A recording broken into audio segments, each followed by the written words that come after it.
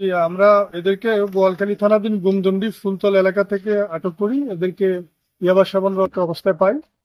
তো magistrate sir এখানে ছিলেন মহোদয় বোয়ালখালী, এবং আমরা মাদকদ্রব্য নিয়ন্ত্রণ অধিদপ্তর আটক করি।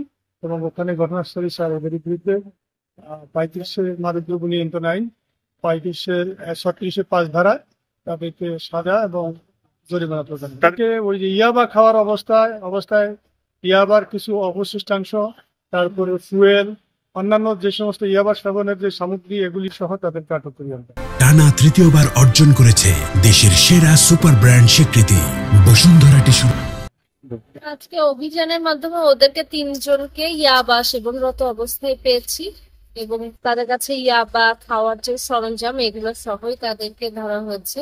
ওদেরকে মাদকদ্রব্য নিয়ন্ত্রণ আইনের 2018-36-5 সেবনরত অবস্থায় তারা বিশৃঙ্খলা বিনষ্ট করছে, এই অপরাধে তাদেরকে 2 জনকে 14 দিনের জেল, 1 জনকে 7 দিনের জেল, একই সাথে অর্থ জরিমানা করা হচ্ছে।